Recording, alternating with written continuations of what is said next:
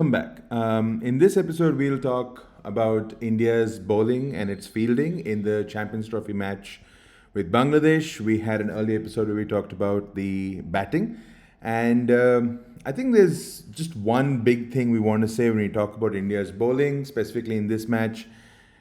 Something was missing. I'm sure all of you will understand when I say something was missing.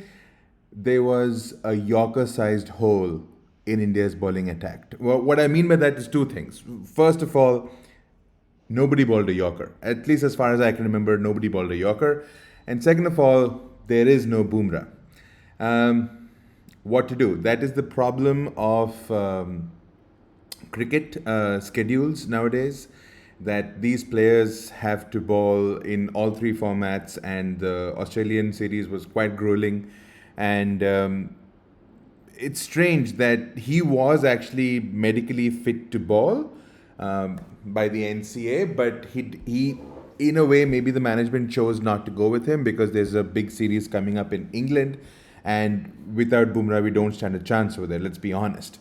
I think the other thing that really was working against bringing in Bumrah and taking a risk is the fact that this is being played in Dubai, which is where we'll be playing most of our matches, and it was largely going to be a spin-driven attack. Given that and Mohammad Shami being back, we could have the luxury of resting a Bumrah, right? So that's how it all went. Shami did take 5 wickets. Yes. He is the fastest 200 wickets. Yes. But seeing Shami bowl, I'm not sure. He just the way he ran up, just the way he was delivering that delivery stride, it just seemed to be like he was like laboring through his run up. It wasn't smooth. It wasn't, like that flow that he had in the World Cup, 2023 World Cup. That flow is still not there. He's still obviously getting there, but the flow is not there. Talking about line and length, yes, he did get a couple to nip around a bit, especially the first wicket. Beautiful, in swinger to the left hander. You could say that, but I don't know how much of those wickets were earned by the bowler and how much of the wickets were given by the batsman. Let me put it that way. Like Shami at his peak is basically an unplayable delivery, fifth, sixth stump, just kind of like leaving the batsman or coming back in. That was not there. I'm not saying that swing was not there. I'm saying that that control was not there yet. And even at the death, Shami was a lot more skillful than he is right now. I mean, I think when the batsman did show intent and they wanted to take runs off him, the balls were there to be hit. So it's not that you don't expect unplayable deliveries. I'm not expecting it either. But the point is, there was something amiss in that bowling performance. So Harshit Rana's wicket. Harshit Rana is, I don't know how to put this. Would he really have played had he not been at KKR? I think you need to answer that question for yourself. Yes, he's a good bowler. I'm not saying he's not, but is he really good enough to replace Siraj? I mean, Hyderabad's Mia.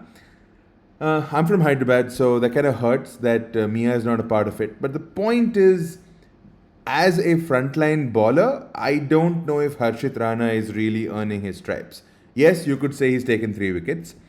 I've seen the England matches. I understand where Rohit Sharma comes from when he says that once the ball is old, Siraj is not as effective. And someone like a Harshit Rana is. I get it. That extra effort ball he puts it in, pitches it into the stumps, it kicks up. You saw the way how Joss Butler got out, ball hit him high on the bat, rolled back, stumps knocked out. The way how Harry Brook got out, up in the chest, defended, down the leg side, caught behind. I think there's a lot of instances of that where he really puts in the effort ball, and it definitely is a lot more effort than like a hit the deck bowler is different in these conditions compared to like a seaming bowler, like what Siraj might be. So yes, but you don't have a Bumrah, and if you're not going to play an Arshdeep, so if you're going to play an Arshdeep and you're going to play a Shami, then sure, I agree with what you're saying. You can go with, you can replace Siraj. But if you're going to open the bowling, then why didn't you just go with Siraj? I mean, Siraj has been one of your best ODI bowlers, right? Throughout last year, invariably, if he plays and he bowls the first power play, which is the first 10 overs, invariably he takes roughly about 1 to 2 wickets per match. So how can you do away with that?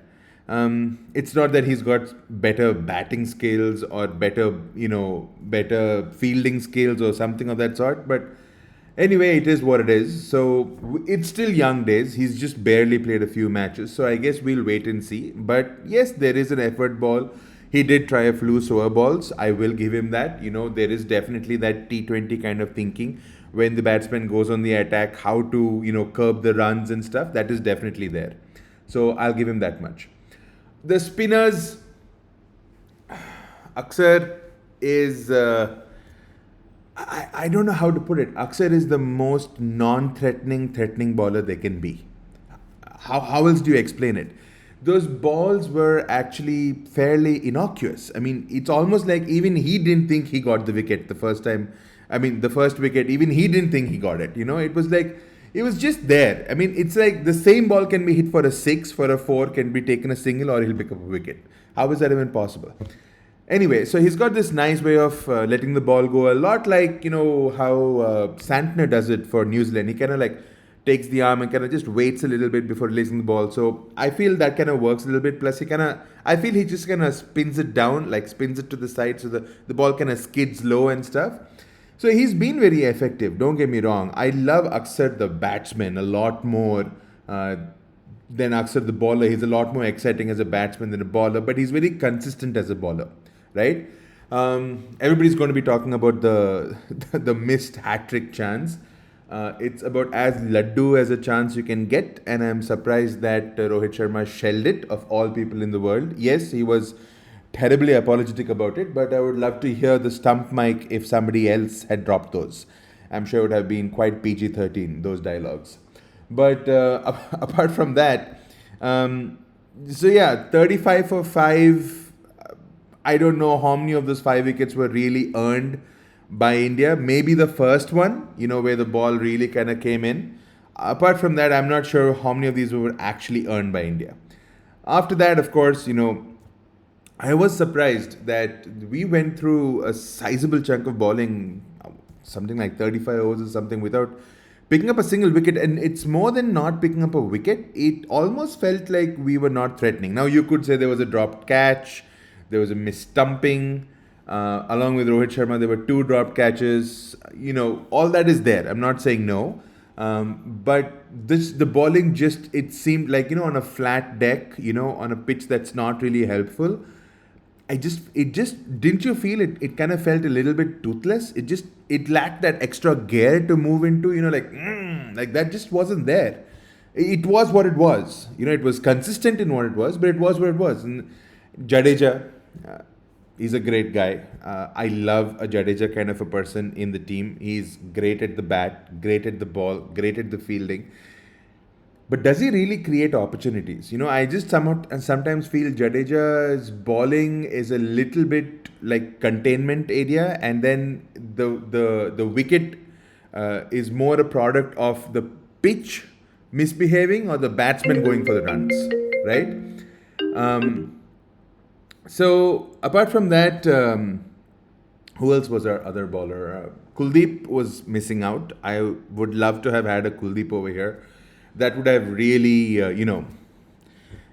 he's just the kind of bowler who will go for runs, but he'll make things happen. He's a lot like Chahal actually. Chahal actually was one of the best bowlers. My favorite bowler, in these situations was Chahal. Not afraid to toss the ball up. Why don't you hit me down the ground for a 6? But guess what? If you miss, I'm going to get you out. So that kind of bowler. And but he's not there. And Kuldeep is sort of that kind of bowler. He's just coming back from injury himself in the I felt he looked a little bit undercooked, in the last match. He was just not fit. He was not himself, is what I felt. Just that loop that comes in wasn't there. But anyway, he wasn't playing this game. So yeah. The bowling was okay. I don't really know if we can say that this kind of a bowling unit will not go for like 325 runs against an England batting lineup that clicks maybe 350. There is nothing about the bowling that I feel is, like rock hard, rock solid. So how can we improve it? Definitely in Arshdeep in big games in place of a Harshit Rana. Arshdeep he'll go for runs, but he's a very intelligent bowler. He's got great variations, and I feel he really swings the ball properly. In the beginning, he's a great death bowler, and I feel he's got a lot more experience and pressure bowling in pressure situations compared to like a Harshit Rana. Shami, I feel will get better over time. Definitely, 5-4 obviously is a great achievement, but it wasn't really an authoritative fight for, so I'm sure he'll get better.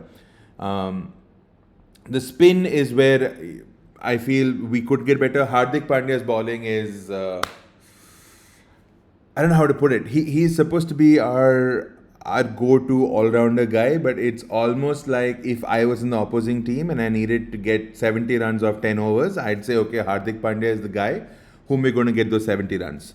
But at the same time, it is because of that, because of the fact that they want to target him, and he understands this. There's nothing so great about his bowling. He's a completely street smart guy. So because he understands this, it's the way he bowls. He bowls like a wide ball. He bowls the bouncer. He bowls a slow bouncer. He bowls a wide bouncer. He bowls it into the rib. He bowls to give a single. That's a great thing, to bowl a ball to give a single.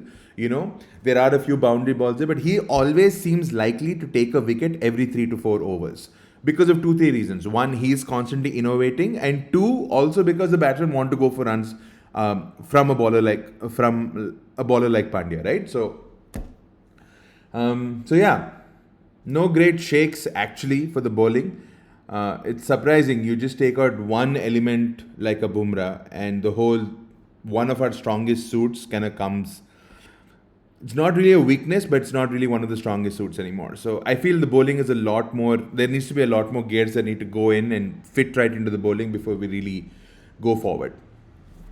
Regarding the fielding, uh, how can you play a international match and miss pretty laddu catches?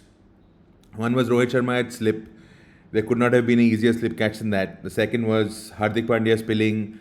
Not a tough chance by any stretch of imagination, but it was a fairly decent chance. It was hit slightly hard, not saying no, but at that level, if you don't catch that, then I don't know what to say.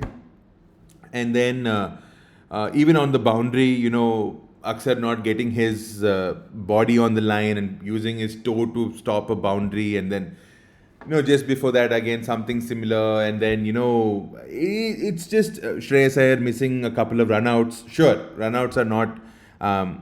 We always feel if they hit, then it's a bonus. But the way it is viewed is that it was a chance missed. The great South African teams, Australian teams, they made things happen because of runouts. So even when the running between the wickets was there, the pressure that from the Bangladeshis, the pressure that the Indian fielders put was kind of low. Just the chirpiness was low. It almost felt like they were waiting for things to happen from roughly about the 20th over till almost the 41st, 42nd over. So I wish things kind of improve a little bit over there. Maybe playing a bigger opposition and a more challenging situation will change it. It'll bring out the A game. So that's what I hope will happen. But I know it's just a couple of days to go for Sunday when we have the mega clash of India versus Pakistan. But is India up to speed? Yes, maybe. But is Pakistan up to speed? No. So, so I have confidence that India will win, not because India is in the zone. I feel it's because Pakistan is not in the zone. That's why I feel India will win. So, but we'll wait and watch what happens there. But yeah, this is my analysis, and it's been fun to analyze this. And looking forward to seeing you guys again with the India-Pakistan match, where we'll have a similar analysis, and hopefully we'll still keep smiling like this because India will win. If not, it'll make a pretty depressing video. But nonetheless, anyway, let's just wait. So until then, thank you.